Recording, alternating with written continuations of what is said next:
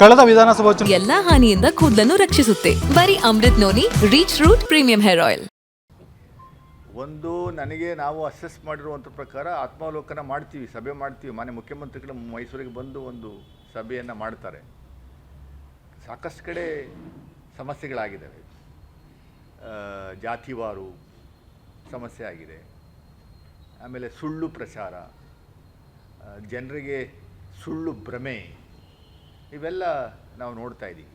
ಭಾಳ ಪ್ರಮುಖವಾಗಿ ನಾನು ಒಬ್ಬ ಅಭ್ಯರ್ಥಿಯಾಗಿ ನಾನು ಕಂಡಂಥ ಸತ್ಯ ಏನು ಅಂತಂದರೆ, ಹಳೆ ಮೈಸೂರು ಭಾಗದಲ್ಲಿ ಜಾತಿ ಭಾಳ ವ್ಯವಸ್ಥಿತವಾಗಿ ವರ್ಕ್ ಆಗಿರುವಂಥದ್ದು ನಾವು ಕಾಣ್ತಾ ಇದ್ದೀವಿ. ಆಮೇಲೆ ಅವರ ಮೈತ್ರಿ BJP ಮತ್ತು JDS ಮೈತ್ರಿ ವರ್ಕ್ ಆಗಿರುವಂಥದ್ದು ಕಾಣ್ತಾ ಇದೆ. ಅಪ್ಪರ್ ಕಮ್ಯುನಿಟಿಯವರು ಏನು ಎಲ್ಲ ಸವಲತ್ತುಗಳನ್ನು ಪಡೆದರೂ ಕೂಡ ಕಾಂಗ್ರೆಸ್ ಪಕ್ಷಕ್ಕೆ ವಿರೋಧವಾಗಿ ಓಟನ್ನು ಹಾಕಿರುವಂಥದ್ದು ನಾವು ಕಾಣ್ತಾ ಇದ್ದೀವಿ. ಒಕ್ಕಲಿಗರು ಅದೇ 8 ಕ್ಷೇತ್ರಗಳಲ್ಲೂ 8 ಅಭ್ಯರ್ಥಿಗಳನ್ನು ಕೊಟ್ಟಿದ್ದು ಕಾಂಗ್ರೆಸ್ ಪಕ್ಷದಿಂದ. ಹಳೆ ಮೈಸೂರು ಭಾಗದಲ್ಲಿ 10 ಕ್ಷೇತ್ರಗಳಲ್ಲಿ ಒಕ್ಕಲಿಗರ ಪ್ರಾಬಲ್ಯ ಇದೆ.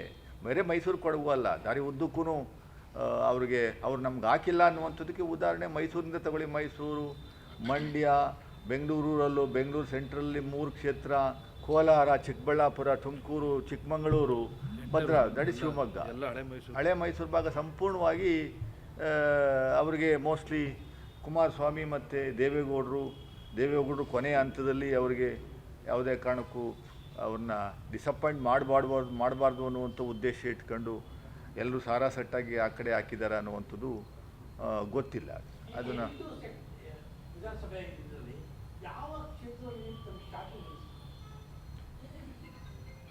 ಅಲ್ಲ, ನಮಗೆ ನಾವು ಏನು ಎಕ್ಸ್ಪೆಕ್ಟ್ ಮಾಡಿದ್ದು ಅದು ಶಕ್ತಿ ಮೀರಿ ಅವರಿಗೆ ಮತವನ್ನು ಹಾಕಿರುವಂಥದ್ದು ಚಾಮರಾಜ ಕ್ಷೇತ್ರ, ಕೃಷ್ಣರಾಜ ಕ್ಷೇತ್ರ, ಆಮೇಲೆ ಮತ್ತು ಮಡಿಕೇರಿ ಹಾಗೂ ವಿರಾಜಪೇಟೆ. ನಾವು ಚಾಮರಾಜ ಕ್ಷೇತ್ರದಲ್ಲಿ ಒಂದು 10,000 ರಿಂದ 15,000 ಲೀಡ್ ಅವ್ರು ಬರ್ಬೋದು ಅಂದ್ಕೊಂಡಿದ್ದು. 56,500 ಲೀಡ್ ಬಂದಿದ್ದಾರೆ. ಅಲ್ಲಿ ಹೆಚ್ಚಿನ ಸಂಖ್ಯೆಯಲ್ಲಿ ಒಕ್ಕಲಿಗ ಸಮುದಾಯ ಇರುವಂಥದ್ದು ನಮಗೆ ಗೊತ್ತು. ಚಾಮರಾಜ ಕ್ಷೇತ್ರದಲ್ಲಿ, ಕೃಷ್ಣರಾಜ ಕ್ಷೇತ್ರದಲ್ಲಿ ಒಂದು 30,000 ಲೀಡ್ ಅವ್ರು ತೊಗೊಬೋದು ಅಂದ್ಕೊಂಡಿದ್ದು. ಬಟ್ ಅದಕ್ಕಿಂತ ಜಾಸ್ತಿ ತೊಗೊಂಡ್ರು. ಪಿರಿಯಾಪಟ್ಟಣ ನಮಗೆ 40,000 ರಿಂದ 50,000 ಎಕ್ಸ್ಪೆಕ್ಟೇಷನ್ ಇತ್ತು. ಅಲ್ಲಿ ನಮ್ಗೆ ವರ್ಕ್ ಆಗಿಲ್ಲ, ಬರೀ 11,000 ಮಾತ್ರ ಬಂದಿದೆ. ಹುಣಸೂರಲ್ಲಿ ನಾವು ಒಂದು 15,000 20,000 ಲೀಡ್ ಬರ್ತೀವಿ ಅಂತ 4,000 ಲೀಡ್ ಅವರೇ ಬಂದಿದ್ದಾರೆ.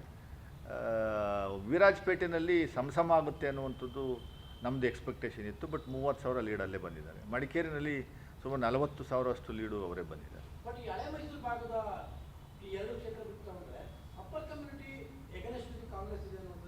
ಅದಲ್ಲ, ಭಾಳ ಸ್ಪಷ್ಟವಾಗಿ ಕಾಣ್ತಾ ಇದೆ ಸರ್, ಭಾಳ ಸ್ಪಷ್ಟವಾಗಿ. ಯಾಕೆಂದರೆ ಬೂತ್ ವೈಸು ನಾವು ನೋಡಿದ್ದೀನಿ. ನಾನು ಚುನಾವಣೆ ಕೌಂಟಿಂಗಲ್ಲೂ ನಾನಲ್ಲಿದ್ದೆ.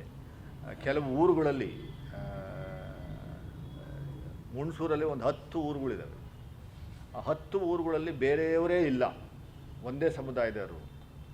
ಅಲ್ಲಿ 650 ವೋಟು BJPಗೆ ಬಂದರೆ ನನಗೆ 3 ಬಂದಿದೆ, ಇನ್ನೊಂದು ಕಡೆ 7 ಬಂದಿದೆ.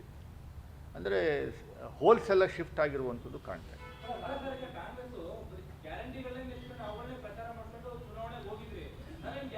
ನನ್ನ ಜೀವನದಲ್ಲಿ ನಾನು ಮಾತ್ರವಲ್ಲ, ನನ್ನ ಕೂದಲು ಕೂಡ ಆಗಿರ್ಬೇಕು ಸ್ಟ್ರಾಂಗ್ ಅಂಡ್ ಸ್ಟೈಲಿಶ್. ಬರೀ Amrut noni reach root premium hair oil ನೊಂದಿಗೆ. Reach root premium hair oil. ಅಲ್ಲ, ಅದು ಭಾಳ ಸ್ಪಷ್ಟವಾಗಿ ಕಾಣ್ತಾ ಇದೆ. ಯಾಕೆಂದರೆ ಅಪ್ಪರ್ ಕಮ್ಯುನಿಟಿಯವರು ಗ್ಯಾರಂಟಿ ಬೆನಿಫಿಟನ್ನು ತಗೊಂಡು BJPಯವರು ಗ್ಯಾರಂಟಿಗಳನ್ನು ಕೊಟ್ಟು ಜನಗಳನ್ನ ಸೋಂಬೇರಿ ಮಾಡ್ತಾ ಇದ್ದೀರಿ ಎನ್ನುವಂಥದ್ದು ಏನು ಅವ್ರು ಹೇಳ್ತಾ ಇದ್ರು, ಅದಕ್ಕೆ ಬೆಂಬಲವನ್ನು ಕೊಟ್ಟಿರುವಂಥದ್ದು ಈ ಚುನಾವಣೆಯಲ್ಲಿ ಕಾಣ್ತಾ ಇದೆ. ಅಂದರೆ ಗ್ಯಾರಂಟಿಗಳನ್ನು ಕೊಡ್ತಾ ಇರುವಂಥದ್ದು ಅವ್ರಿಗೆ ಇಷ್ಟ ಇಲ್ಲ ಅನ್ನುವಂಥದ್ದು ಕಾಣ್ತಾ ಇದೆ. ಏನು ನಾವು ಫ್ರೀ ಪುಕ್ಕಟ್ಟೆ ಎಲೆಕ್ಟ್ರಿಸಿಟಿ, ಪುಕ್ಕಟ್ಟೆ ಬಸ್ಸಲ್ಲಿ ಹೋಗುವಂಥದ್ದು, 2,000 ರೂಪಾಯಿ, ಇವೆಲ್ಲ ಅಪ್ಪರ್ ಕಮ್ಯುನಿಟಿಯವ್ರಿಗೆ ಜಾಸ್ತಿ ಸಿಗ್ತಾ ಇದೆ. 70% of this benefit is been benefited by upper community. So BJPಯವರು ನಿರಂತರವಾಗಿ ಚುನಾವಣೆ ಸಂದರ್ಭದಲ್ಲೂ ಗ್ಯಾರಂಟಿ ಕೊಡ್ತಾ ಇರುವಂಥದ್ದು ನೀವು ಅಕ್ಷಮ್ಯ ಅಪರಾಧ ಮಾಡ್ತಾ ಇದ್ದೀರಿ.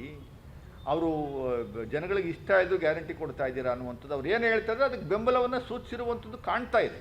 ಅಂದರೆ ಅವರು ಅಲ್ಲ, ಅದನ್ನೇ ನಾನು ಒಬ್ಬ ಅಭ್ಯರ್ಥಿಯಾಗಿ ಇಂಡಿವಿಜುವಲ್ ಆಗಿ ಮನೆ ಮುಖ್ಯಮಂತ್ರಿಗಳಿಗೆ ಮನವಿ ಮಾಡ್ಕೋತಾ ಇದ್ದೀನಿ, ದಯಮಾಡಿ you have to relook in to this. Because people have mandated, given mandate against that. BJPಯವರು ಏನು ಹೇಳಿದ್ರು ಅದ್ರ ಪರವಾಗಿ ಮ್ಯಾಂಡೇಟ್ ಕೊಟ್ಟಿದ್ದಾರೆ. ಅಂದರೆ ಬಿ ಜೆ ಪಿಯವರು ಹೇಳ್ತಾ ಇದ್ದು ಬಿಟ್ಟಿ ಭಾಗ್ಯಗಳನ್ನು ಕೊಟ್ಟು ಅವ್ರನ್ನ ನೀವು ಸೋಂಬೇರಿ ಮಾಡ್ತಾ ಇದ್ದೀರಿ ಅಂತ. ಸೊ ಬಿಟ್ಟಿ ಭಾಗ್ಯಗಳನ್ನು ಕೊಟ್ಟು ಪುಕ್ಕಟ್ಟೆ ನೀವು ಗ್ಯಾರಂಟಿಗಳನ್ನು ಕೊಟ್ಟು ಅವ್ರನ್ನ ಸೋಂಬೇರಿ ಮಾಡ್ತಾ ಇದ್ದೀರಿ ಎನ್ನುವಂಥದ್ದು ಹೇಳುವಂಥದ್ದಕ್ಕೆ ನೀವು ಸಪೋರ್ಟ್ ಮಾಡಿದ್ದೀರಿ ಮತದಾರರು. ಅಂದರೆ ಅವ್ರಿಗೆ ಇಷ್ಟ ಇಲ್ಲ ಅಂತ ಅರ್ಥ ಇದು. ಅದರಿಂದ ಇಷ್ಟ ಇಲ್ದಿರೋ ಕೆಲಸನ ಯಾಕೆ ಮಾಡಬೇಕು? ಅವ್ರೇನು ಹೇಳ್ತಿದ್ರು, ದಯಮಾಡಿ ಗ್ಯಾರಂಟಿಗಳ ಯೋಜನೆಯನ್ನು ಕಟ್ ಮಾಡಿ, ಯಾರು ಬಿ ಜೆ ಪಿಯವರು ಹೇಳ್ತಾ ಇದ್ರು ಕಟ್ ಮಾಡಿ ಅಭಿವೃದ್ಧಿಗಳಿಗೆ ಜಾಸ್ತಿ ಕೊಡಿ ಅಂತ. ಹೌದು, ಅಭಿವೃದ್ಧಿಗಳಿಗೆ ಜಾಸ್ತಿ ಕೊಡುವಂಥದ್ದಕ್ಕೆ ಅವ್ರು ಹೇಳ್ತಾ ಇರುವಂಥದ್ದನ್ನ ಪೂರ್ವಕವಾಗಿ ಮತದಾನದ ಮೂಲಕ ತೋರಿಸಿದ್ದಾರೆ. ಸೊ ಅದರಿಂದ I think we have to introspect. ಕೊಟ್ಟಿದ್ದೀವಿ ಅದು ಕಾಣ್ತಾ ಇಲ್ಲ ಅವರಿಗೆ. ನೋಡಿ, ಒಂದೊಂದು ಕ್ಷೇತ್ರಗಳಿಗೆ ಕನಿಷ್ಠ ಒಂದು ವರ್ಷದಲ್ಲಿ 800-900 ಕೋಟಿ ಹಣವನ್ನು ಕೊಟ್ಟಿದ್ದಾರೆ ಬರೀ ಡೆವಲಪ್ಮೆಂಟಲ್ ಆ್ಯಕ್ಟಿವಿಟೀಸ್ಗೆ. ಇದಲ್ಲದೆ ಅಡಿಷ್ನಲ್ ಆಗಿ ಗ್ಯಾರಂಟಿ ಕೊಟ್ಟಿದ್ದೀವಿ. ಗ್ಯಾರಂಟಿ ಅವ್ರು ಅಕ್ಸೆಪ್ಟ್ ನನಗೆ ಇಷ್ಟ ಇಲ್ಲ ಅನ್ನುವಂಥದ್ದು ಕಾಣ್ತಾ ಇದೆಯಲ್ಲ. ಮತ ಅಲ್ಲ, ಅದನ್ನೇ ಅವ್ರಿಗೆ ಇಷ್ಟ ಇಲ್ಲ ಅಂದಮೇಲೆ ಸ್ಟಾಪ್ ಮಾಡುವಂಥದ್ದು ಬೆಟರ್ ಅಲ್ವೇ? ಅವ್ರಿಗೆ ನನಗೆ ಇಷ್ಟ ಇಲ್ಲ ಅಂತಂದರೆ, ನಾನು ಇಷ್ಟ ಇಲ್ಲ, ನಿನಗೆ ವಿರುದ್ಧ ಓಟ್ ಹಾಕ್ತೀನಿ ನೋಡಿ, ನೀವು ಮಾಡ್ತಾ ಇರುವಂಥ ಕೊಡ್ತಾ ಇರುವಂಥ ಕಾರ್ಯಕ್ರಮ ನಮ್ಗೆ ಇಷ್ಟ ಇಲ್ಲ ಅಂತ ಅವರೇ ಮತದಾರರೇ ಹೇಳ್ತಾ ಇರುವಂಥದ್ದು ಕಾಣ್ತಾ ಇದೆಯಲ್ಲ ಇದರಲ್ಲಿ.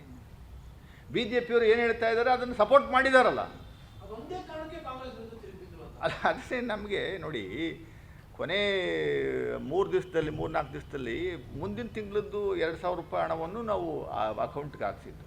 4,000 ರೂಪಾಯಿ ಒಬ್ಬೊಬ್ಬರಿಗೆ ಹಣ ಬಂದಿತ್ತು. ಅಂದರೆ ಅವ್ರಿಗೆ ನೀವು ಕೊಡಬೇಡಿ ನಮಗೆ ಅಂತ ಅರ್ಥ ಆಯಿತು. ಅರ್ಥ ಅಂದರೆ ಎಲ್ರಿಗೂ ನೋಡಿ, ಅದನ್ನು ನಾವು ರೀಲುಕ್ ಒಂದು ಎಲ್ರಿಗೂ ಸ್ಟಾಪ್ ಮಾಡಿ ಅಂತ ಹೇಳ್ತಾ ಇಲ್ಲ. ಒಂದು ನಿಜವಾಗಲೂ ನೀಡಿ ಇರುವಂಥವ್ರಿಗೆ ಕೊಡೋಣ. ಬಹಳ ಇದರಿಂದ ಬಹಳ ಬೆನಿಫಿಟ್ ತಗೊಂಡಿರುವಂಥ ಸಾಕಷ್ಟು ಜನ ಇದ್ದಾರೆ. ಇದನ್ನೇ ನೋಡಿ ನಂಬಿ ಜೀವನ ನಡೆಸ್ತಾ ಇರುವಂಥ ಸಾಕಷ್ಟು ಕಡು ಬಡವರಿದ್ದಾರೆ. ಅವ್ರಿಗೆ ಕೊಡಿ. 25,000 ಸಂಬಳ ತಗೊಳ್ಳುವಂಥವ್ರು 25 ಲಕ್ಷ ರೂಪಾಯಿ ಕಾರ್ ಇಟ್ಕೊಂಡಿರೋರ್ಗೂ ಉಚಿತ ಎಲೆಕ್ಟ್ರಿಸಿಟಿ ಕೊಟ್ಟುಬಿಟ್ರೆ 2,000 ರೂಪಾಯಿ 3,000 ರೂಪಾಯಿ ಎಲೆಕ್ಟ್ರಿಸಿಟಿ ಬಿಲ್ ಕಟ್ತಿದ್ದನ್ನ ಪುಕ್ಕಟ್ಟೆ 1 ವರ್ಷದಿಂದ ಕಟ್ಟೇ ಇಲ್ಲ. ಆ ವ್ಯಕ್ತಿ ನನಗೆ ಬೇಡ ಅಂತ ಅವ್ರೆ.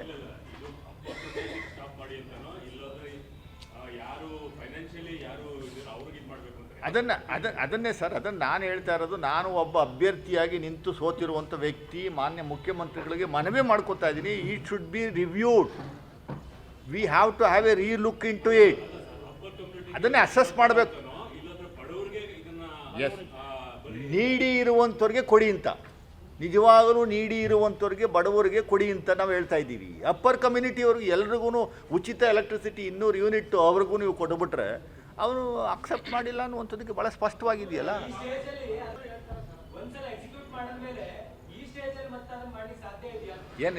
What is the problem? ಯಾಕೆ ಮಾಡೋಕ್ಕೆ ಯಾಕಾಗಲ್ಲ? ಏನು ಕಂಪ್ಯೂಟರ್ ಲಾಕ್ ಆಗೋಗಿದೆಯಾ 5 ವರ್ಷದವರೆಗೂ? ಅಲ್ಲೆಲ್ಲ bifurcate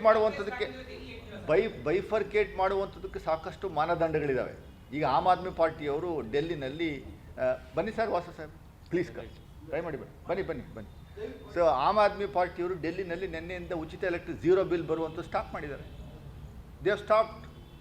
it is effective from today. Year after you have to pay the bill ಅಂತ ಹೇಳಿದ್ರು. ಏನು what is wrong in that? ಮಾನದಂಡ ಏನಿಲ್ವಲ್ಲ ಅದರಲ್ಲಿ. ಮಾನದಂಡ ಫಿಕ್ಸ್ ಮಾಡ್ಕೊಂಡ್ರೆ ಆಯಿತು. ನಿಜವಾಗಲೂ ಬಡವರಿಗೆ ಗುರುತಿಸುವಂಥ ಕೆಲಸವನ್ನು ಮಾಡೋದು ತಪ್ಪೇನಿದೆ ಅದರಲ್ಲಿ? ಹಾಗಾದರೆ B J P Modi guarantee ಎಲ್ಲ ಓಟ್ಗಾಗಿ ಗ್ಯಾರಂಟಿ ಕೊಟ್ಟಿದ್ದ? ಬಡವರಿಗೆ ಅನುಕೂಲ ಆಗಲಿ ಅಂತ ಗ್ಯಾರಂಟಿ ಕೊಟ್ಟಿದ್ದು ನಾವು. ಓಟ್ಗೋಸ್ಕರ ಗ್ಯಾರಂಟಿ ಕೊಟ್ಟಿದ್ದು ಅನ್ನುವಂಥದ್ದು ನೀವು ಹೆಂಗೆ ಹೇಳ್ತೀರಿ? ಬಿ ಜೆ ಪಿಯವರು ಅಲ್ಲೆಲ್ಲ ಅದು ನೀವೇ ಊಹೆ ಮಾಡ್ಕೊಂಡು ಆ ಥರ ಪ್ರಶ್ನೆ ಕೇಳಿದ್ರೆ ನಾನು ಹೇಳ್ತಾ ಇರುವುದು ನಾವು ಕೊಟ್ಟಂಥ ಕಾರ್ಯಕ್ರಮಗಳು ಜನಗಳಿಗೆ ಇಷ್ಟ ಇಲ್ಲ ಅನ್ನುವಂಥದ್ದು ಗೊತ್ತಾಗ್ತಾ ಇದೆ ಅನ್ನುವಂಥದ್ದು ನಾನು ಹೇಳ್ತಾ ಇದ್ದೀನಿ. ಇಷ್ಟ ಇಲ್ಲ ಅನ್ನುವಂಥದ್ದು ತಾನೇ ಹೇಳ್ತಾ ಇರೋದು. ಅವರು ಬಿ ಜೆ ಪಿಯವರು ಈ ಗ್ಯಾರಂಟಿಗಳನ್ನೇ ವಿರೋಧಿಸ್ತಾ ಇದ್ರು. ವಿರೋಧಿಸ್ತಾ ಇರುವಂಥವ್ರಿಗೆ ಬೆಂಬಲ ವ್ಯಕ್ತವಾಗಿದೆ ಅಂತಂದರೆ ಇದು ಅರ್ಥ ಏನು? ಅಂದರೆ ಅವ್ರಿಗೆ ಇಷ್ಟ, ಜನಸಾಮಾನ್ಯರಿಗೂ ಇಷ್ಟ ಇಲ್ಲ ಅನ್ನುವಂಥದ್ದು ತಾನೇ ಅರ್ಥ. ಅಲ್ಲ, ಯದುವಂಶದ ಫ್ಯಾಕ್ಟ್ರು ಒಂದಷ್ಟು ಕಡೆ ವರ್ಕ್ ಆಗಿದೆ. ಡೆಫಿನೆಟಾಗಿ ಇನ್ನೂ ಒಂದಷ್ಟು ಹಳೆ ಟ್ರೆಡಿಷನ್ನಲ್ಲಿ ಇರುವಂಥ ಜನಗಳು ಎಲ್ಲ ಸಮುದಾಯದಲ್ಲಿ ಇರುವಂಥವ್ರು ನಾವು ಕಾಣ್ತಾ ಇದ್ದೀವಿ. ವರ್ಕ್ ಆಗಿದೆ. ಇರಲಿ, ಅದು ನಾವು ಧೃತಿಗೆಡೋದಿಲ್ಲ. ಅನುಕ್ಷಣದ ಸುದ್ದಿಗಳಿಗಾಗಿ ವಿಸ್ತಾರ ನ್ಯೂಸ್ ಯೂಟ್ಯೂಬ್ ಚಾನೆಲ್ ಸಬ್ಸ್ಕ್ರೈಬ್ ಮಾಡಿ. ಹೊಸ ಸುದ್ದಿಗಳ ನೋಟಿಫಿಕೇಶನ್ಗಾಗಿ ಬೆಲ್ ಐಕಾನ್ ಕ್ಲಿಕ್ ಮಾಡಿ. ಲೇಟೆಸ್ಟ್ ಅಪ್ಡೇಟ್ಸ್ಗಾಗಿ www.vistaranews.com ವೆಬ್ಸೈಟ್ಗೆ ವಿಸಿಟ್ ಮಾಡಿ. ಅಂಗೈಯಲ್ಲೇ ಜಗತ್ತಿನ ಸುದ್ದಿ ತಿಳಿಯಲು ವಿಸ್ತಾರ ನ್ಯೂಸ್ ಕನ್ನಡ ಆಪ್ ಡೌನ್ಲೋಡ್ ಮಾಡಿ.